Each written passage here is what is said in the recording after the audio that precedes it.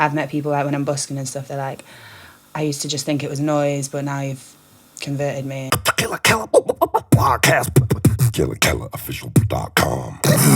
THTC, the UK's leading ethical streetwear label. Organically grown and ethically built garments from hemp, organic cotton and other sustainable materials. 2019 is their 20th anniversary year. Join me with THTC as a Killa Kela podcast sponsor celebrating music, social activism, hemp and street culture. THTC, eco-fashion redefined since 1999. Beatbox created. Killa Kela. And we're here to talk about world music and street culture. Killa Kela podcast. Big shout out to our friends at Graffiti Kings. This is the Killa Kela podcast. Subscribe, do not sleep. I repeat, do not sleep, I repeat. Introducing to you inside, we have Grace Savage, Kimmy. Inside the ride, this is the Beatbox special. You know I don't hold anything past you guys when it comes to talent and quality. And yeah, man, these guys have come from outside, haven't you? Yeah. Yeah. Well, South London's basically outside. Yeah. It's opposite end. It is opposite end from here, isn't it? Yeah. And we were just saying before VT, you've been suffering for your art. Yeah. If you see me do this, it's because the hangover has just taken over. I say, I get my shades on for that. I'm You just slacking. keep them on, don't you? Yeah, just keep them on. I should have brought a pair. Should have bought a pair, because then, the three amigos just rocking like little shades. How you been? Real good. Yeah? Yeah. Had 3 gigs last night, so a pretty busy night last night. Yeah. But yeah, just floating about, Yeah? Keep out of beatboxing my way trouble. through life. Isn't it a mad one, isn't it? It's not the kind of thing you think that it's going to be like the conduit for your future successes, is it, at Nah. the time you're doing it? Like, it's still mad now. Sometimes you have to pinch yourself and you're like, how am I living off this? Like, it's daft, blowing raspberries for a living. And the amount of people that don't believe it's possible either. Yeah. It still happens to me on a weekly basis. What, people just like, They're like, what? yeah, but you don't make a living from it, do you? Like, what's your job? And I go, no, I do. I teach it, I perform it, and they just cannot wrap their heads around it. Yeah. Like, people don't get it. And I'm like, there's loads of beatboxers that do it as a job. Yeah. Do you think like actually this is a very broad question, but like beatboxing has got so many meanings to people. Like they think it's one thing or it's another thing, and I think generations as well. You know what I mean? We all take it and mould it to what we think it is. Yeah. Do you think people's perceptions of it is one of like, well, beatboxing is this thing, therefore how 100%. can you make money off it? Yeah. Yeah. Because there's still a lot of, maybe small-minded, but they're just not educated on the culture.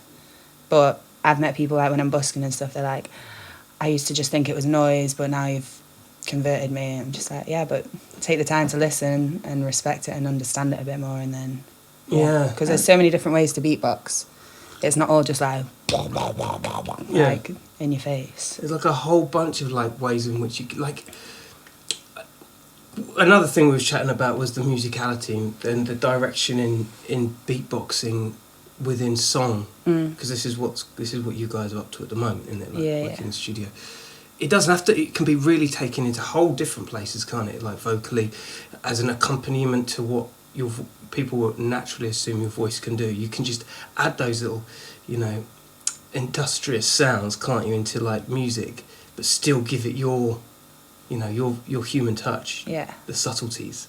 For sure. And using like a loop station and stuff, it's like limitless. Yeah. Because obviously it's got all the effects and stuff, but yeah, it doesn't even sound like a voice anymore.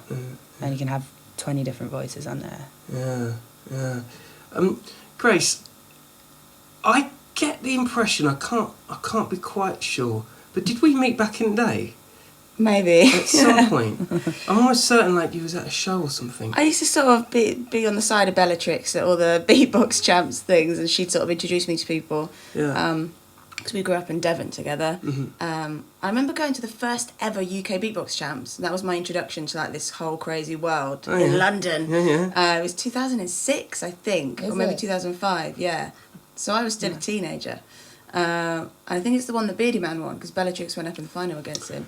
I might have met you then, because that's when I was just like, who are all these cool guys in Beatbox? What the hell's going on? You could actually have a whole show about freaks, it. exactly. Yeah, I know. It was good though. I remember I think I was a judge or something.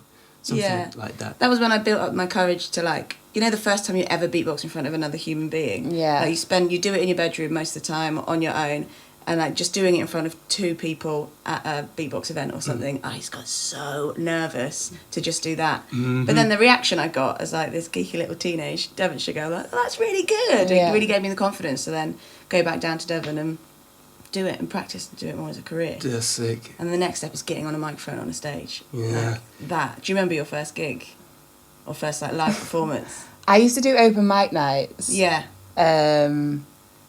But yeah, I think I was drunk most of the time, so kind of softened myself. That's one way to get over the nerves. Yeah. That's cool. Yeah. So this was always a thing. You were always like beatboxing, and just you'd find this opportunity, like you've pissed, and you just to give it a go. Yeah. So I didn't start till I was like 16, and then because I heard my brother do it, he was just like around the house, and I was like, I wanted to beat him at something because quite competitive, and he used to beat me at everything. And then, but I didn't know what beatboxing was, but I was quite into my house and techno at the time.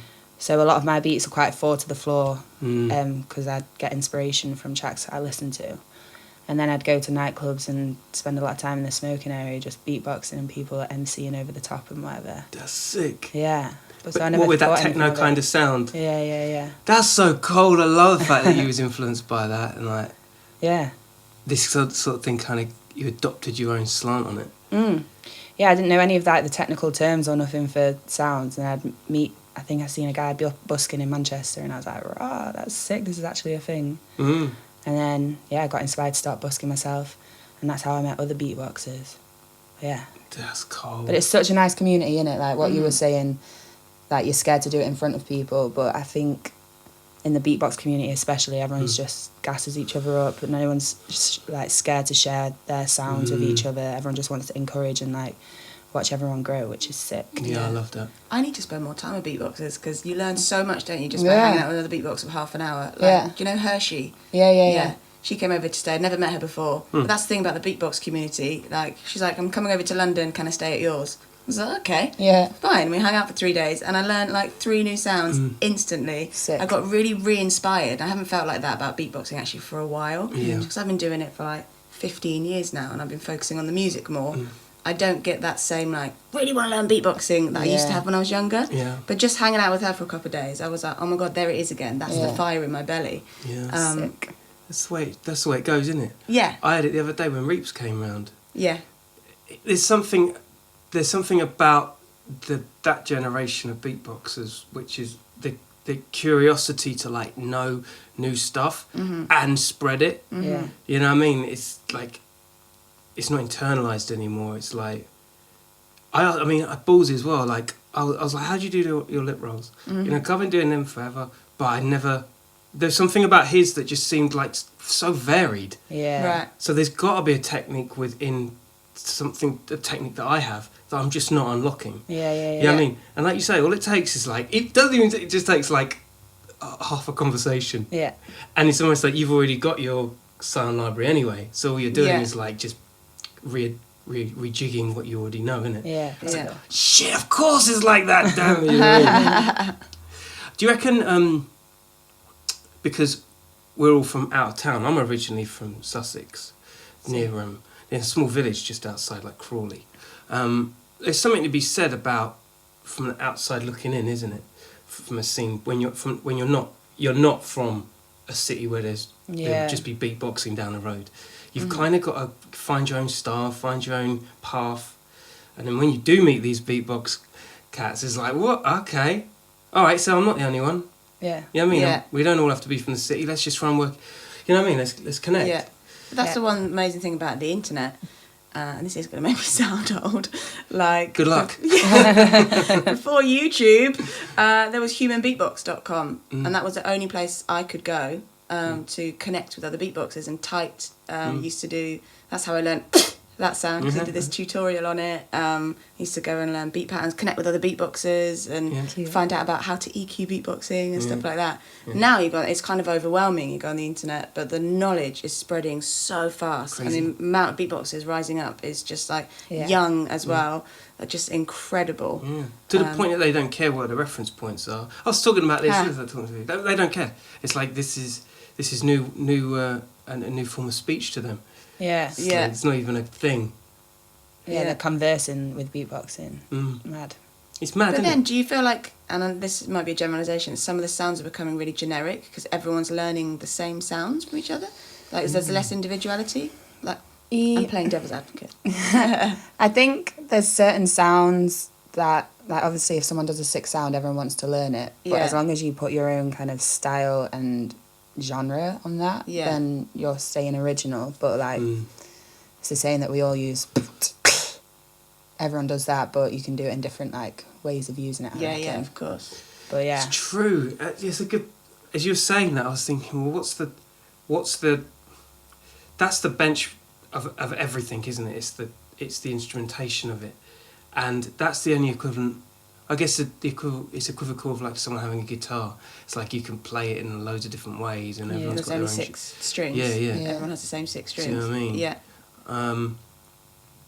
That being said, though, although there are the generic bass sounds like the kick snare, the more humanised stuff. Yeah. There's a lot more sounds now. I'm finding that are picked up that are of no instrument. Yeah. They're just like, what the fuck did that, like? You know what I mean? How did that even it's come mad. round? You know. It's like people are just. Have you seen people do the inward? Is it inward throat bass? I can't do it, but that's. I only seen that the other week, and I was like, Oh shit! Yeah, it sounds painful. yeah, but It it's sounds like you're gonna lose your filthy. larynx or some shit. It sounds so sick though. Oh, Really? cool. Yeah, I don't know. I'll find a video. and send Inward you this. bass, like that Like, way. but like filthy low. Jesus, Yeah, it's mad. breeding some next voices. Yeah. It's what it appears is that I said this the other day. I can't remember who I was talking to. So I am fucking paraphrasing myself. How incestuous is that? But like, if you're doing a video and you're making it to the highest quality, like a selfie, take 80 of them, you're gonna get a good one. Yeah. It was the same with beatbox videos, right? To the point where that just becomes the reference point. The best one you've done will then get imitated by someone who will up the level on that one and up the level on that one. And before you know it, you just got like high end. Skateboarders do it as well, don't they? Yeah. They do that one trick within like 20 seconds, but it's taken them like 80 falls to get it. Yeah. Yeah, and you have to have that kind of dogged determination. Like, I remember I was just sitting at a cafe somewhere. I was in, I can't remember, on holiday somewhere. And this guy was trying to do a skating trick, and he must have got up and fallen down. I was there, sat there for an hour, and he didn't land it once, but he was consistent. I just thought, that's what beatboxers have, like that determination to just. Most people would give up after 10 minutes or half an hour because they'd be like, I'm not going to do it. But that skater knew if he kept failing, eventually he would land it, and then he'll be able to do it like that. I love and then that. it becomes like breathing, doesn't it? Yeah. So beatbox is like, it's so annoying, it's so frustrating when you can't get the sound. Oh, But you know, if you like work your ass off. And I think a lot of beatboxers have those kind of personalities. Yeah, all you or have to be nothing, quite like, obsessive. Obsessive is the one. Yeah. Yeah, like learning the lip roll took me 4 months, and I was like, I'm never gonna get it. Like, can't do it on that side. So for 4 months, I was like. And I was walking down a beach in Devon actually, and I was just like, It's like debonair. yeah, that's what helped. But And then I then it got changes it, and your I was whole like, life. "Raw, this is the best day of my life." It's so exciting because I always say to people that are learning beatboxing, you don't have to learn loads of different sounds. You can just learn maybe 5 different sounds and put them in a different order or whatever. So yeah, it was sick. Happy Larry. I like the adapting of a new sound into what you would already have as like a template Yeah. of maybe a routine that you do, by heart that jump into that, get into that, when you're doing it live. Yeah. But I love it when all of a sudden, okay, so you'll have like that sound and that's done. Okay, I'm fucking glad it's done. And then like you leave it for like maybe a month, and then all of a sudden you come back to it in a weird way, like all of a sudden it fits in the tapestry of what you normally do. And then it becomes like the most exciting part of the whole thing. Yeah, you know? for sure. It's fucking great. Fresh inspiration. Yeah, massively. But you see when you're teaching people, they get really disappointed when you teach them the kick drum, because you normally start with that. Yeah. And occasionally some people pick it up really quickly, and I'm like, wow, that's really good. But you see people instantly sort of shut down and go, well, I thought they start the workshop off really excited, I'm going to learn to beatbox. Then you get to that sound and you see them physically go like, oh, I'm never going to be able to do this. Because actually, just as something as simple as a kick drum, we forget it took us probably weeks to learn, to get to a place where you're comfortable with it. And that's when I had to tell people it takes practice. Like, it takes hours and hours of practice. Then we move on to the hi-hat and they're like, okay, I can do this now. But people assume it's just something you're born with, or like, people always ask me, when did you discover you could beatbox? Like, just woke up one day and did, you know, Epiphany. a musical sneeze. Yeah, I was like, I didn't just discover it, like, you Grasped for it, yeah. There is a weird, it's a strange place talking to people about it, isn't it? Because on one hand, there is something incredibly natural about an amazing singer. Do you know what I mean? Yeah. Like, the ones that, you know, come fresh out of, like, church and have grown up knowing nothing but how to sing.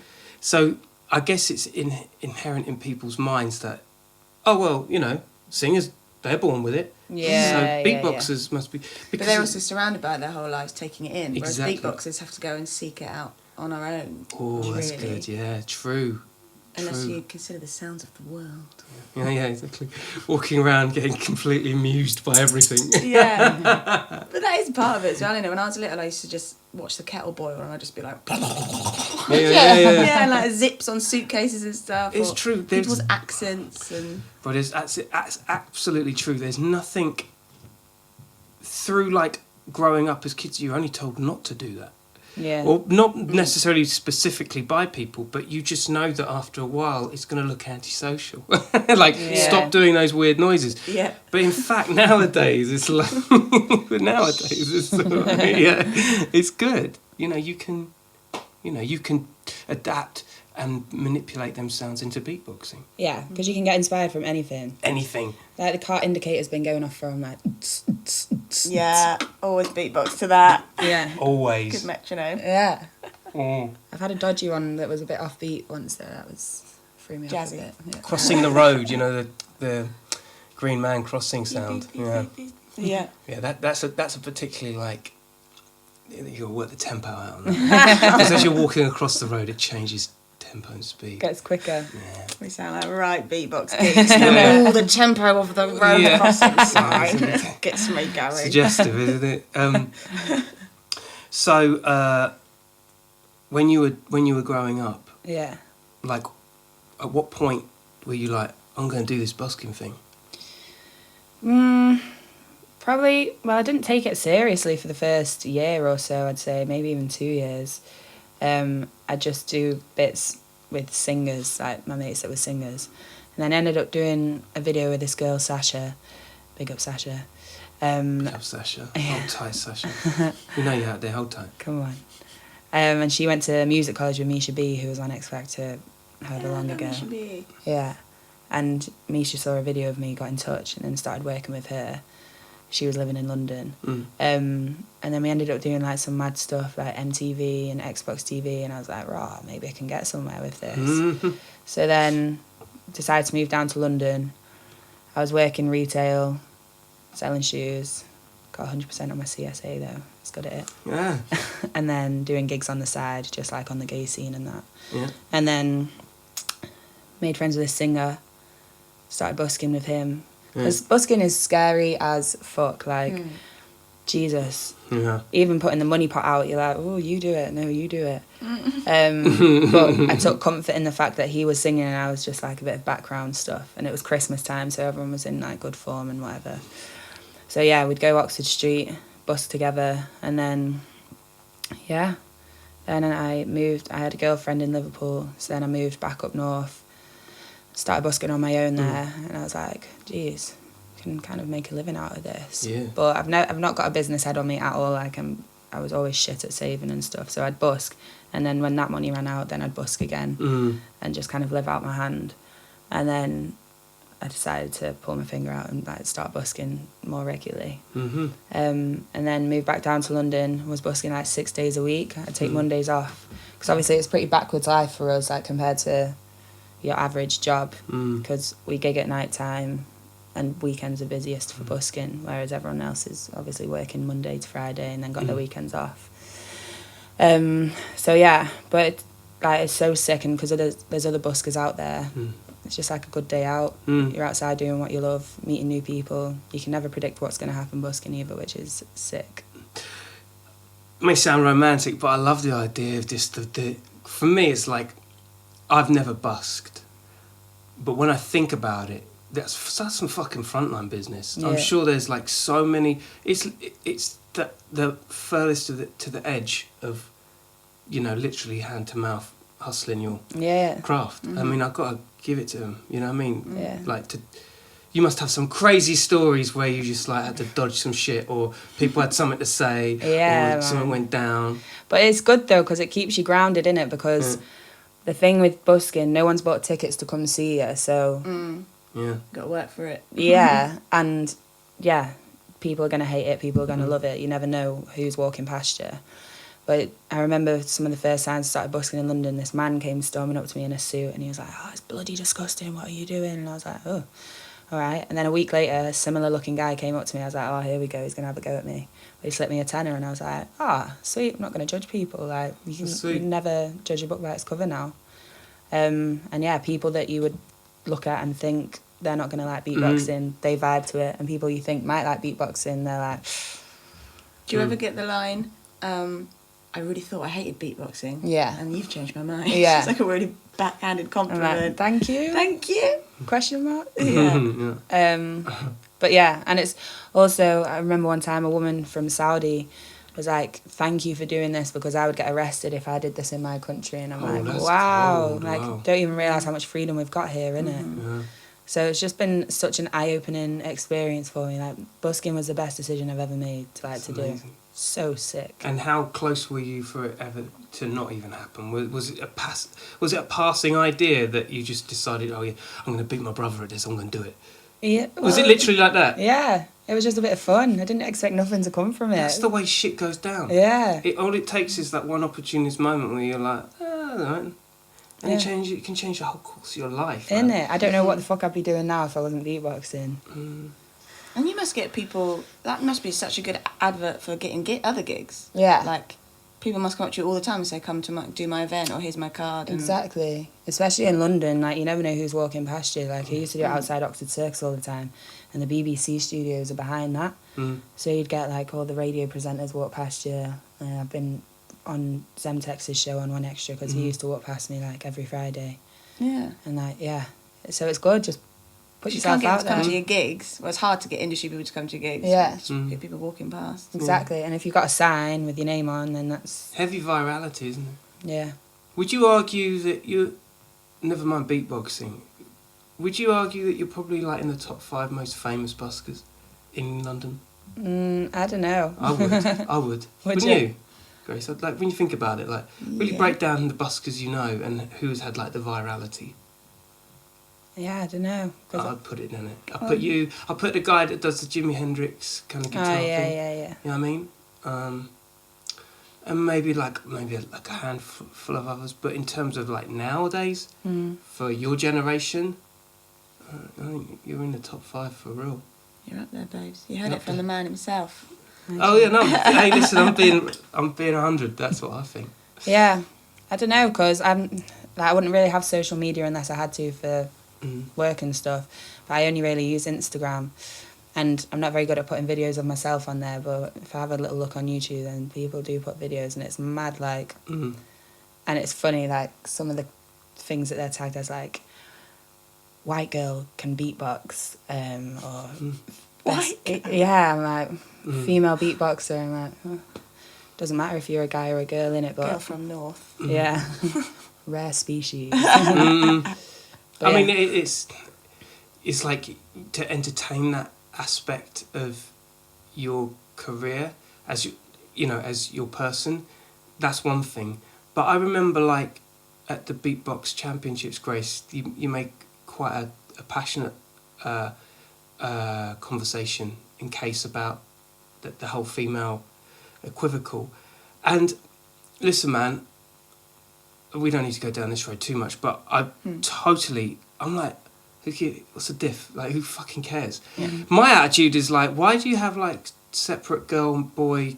Like, girls like have like we all have the same voice. It's like you guys have got like the craziest sounds that would beat geezers. So why separate? It doesn't make any fucking difference. Yeah, it's one of the few athletic style sports, because it is a sport, that you can get away with mixing it. In it, shit doesn't matter. I think a lot of people think. I think most people feel that way now. Yeah, don't they? I think at first, initially, people think, oh, guys have an advantage because they can go lower, but there's only there's maybe one or two bass sounds that I know that you might have an advantage of, but the rest is just muscle and air. So you can go just as low, like, and then people can argue that we can go higher with our voices. So like Beatbox, he can only go like inwards, whereas I can be like outwards, but he can't go that high. So there's an argument for both sides, but it's bullshit. It's bullshit. I think it's more about the idea of stepping into a male arena as a girl can be quite intimidating. Yeah. So I think when Bellatrix initially set up the female championships, it was literally I probably wouldn't have entered, although I did the year before. Went up against Experimental. But when she said we've got a female category, I was like, oh, I feel like I can own that space a bit more, and there were more girls that entered because they were less. It's quite a scary thing to do, I think. And initially that was the idea, was just to give some confidence and give a platform and give a female championship title, because really there still are hardly any girls doing it. But I think we've got to a stage now where we don't need to have separate categories, but we need to encourage girls and we need to show up and maybe do it ourselves. Like, well, I've promised to enter this year. So have you? Yeah, I did that. I did that at the speech in the champs last Jesus, year. boot camp, Beatbox Pass. You're really jumping right in on this one this year, 2019 is going ham. Yeah, troubles. It'll be good. It's good to do. Yeah, I've never done one. You've never battled? I did it with Beatbox in the tag team. Oh, yeah. Yeah, but that was the first one I'd ever even been to. Like, I'd never been to a champ before, and I was just like, sickest day ever. Like, my cheeks hurt from smiling so much. I had tears in my eyes. I was like, this is so sick. But yeah, so I'm going to enter the solos this year. Amazing. Yeah. How many battles have you done, Grace? So that first one I did... That's not a trick question, I've done none. Haven't you? No, never. Really? No, I bypassed all. Well, because I was at the jump, you know what I mean? I was there from the dot. So I kind of, Were there battles around? No, only on a conflict of interest of who was on stage. Literally at the shows, you know what I mean? It's like, fuck off, you know, and then it went down. And sometimes it would end up in a fight, you know, so it wasn't really that way orchestrated, you know what I mean? Right. You know. Yeah, I did that first one where I went up against Experimental. Then I did the championship, the females, and then me and Belle did the tags. Oh my god, how many things have I got? 5. I've done 5 championships. Sick. Damn, that's fucking awesome. So people keep saying, why don't you do it again? And I'm just like, I feel too old for it now. Or I feel like I've done it. Like, it's hard work and it's scary. And like, me personally, I have to put a lot of work into it leading up to it. Yeah. When is it too much? You know what I mean? Like, after a while, it's like, you know, I mean, Eclipse is jumping in. He's going to be doing some battles. Oh, I wicked. think that's his plan. I really respect, like, more old school people coming back and, you know, like Hobbit and Ballsy. I don't know if you'd call them old school anymore. Maybe they're middle school. Old school, but they just battled at the Grand Beatbox, didn't they? Yeah. And I was like, because Hobbit hasn't battled for ages. No, he isn't. I love him. And they've earned their stripes. Like, Ballsy's 3 times UK champ as well. Yeah, for real. But I love that they go back and they're like, let's do some more. Yeah, I think it's a different attitude towards the whole battle circuit now. It's almost like, to the audience, it's like, it's a real battle. Anybody that's getting involved in it, Just having a bit of fun. Let's having a bit of fun and like talking to your mates and like going out for drinks in the evenings. It's like, it's a vibe. It's sick. I'll struggle with prepping because I'm not a planner. And obviously you have to kind of plan a bit. How long does it take you girls to work out like a set? Like, because I mean, obviously, like busking's ongoing. It's like, I guess there's always a freestyle element to it. But like Grace said, like if you was to do a battle, like how long would it take you to? If I'm doing so I did this garage mashup thing on my loop station because it was Jamal at SBTV asked me. He was like, I want you to do some sort of mashup thing. I was like, okay, and that was motivation. I probably never would have done it. I was like, okay, I locked myself away for 3 days solid to work out that routine. It's a 5-minute long routine, but it changes. It's really complicated. I can do it now with my eyes closed, like whilst drunk. It's fine because I've literally done it 100 times. But that took me 3 days solid, focused just purely on that one thing to get to a point I was happy with.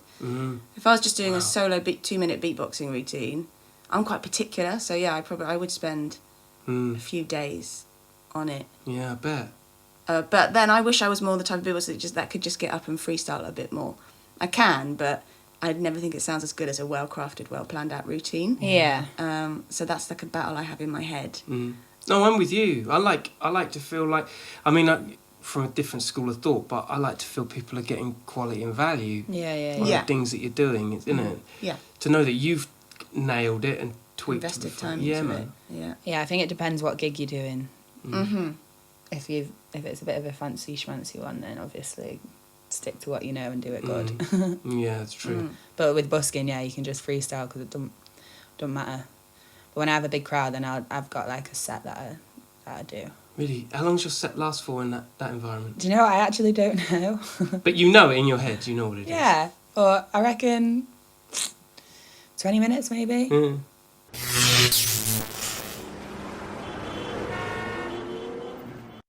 AG Dentistry. In my line of work, not only does what I do with the mouth get reviewed, it's also my instrument. And it's beyond important to me that my teeth get the professional service they deserve.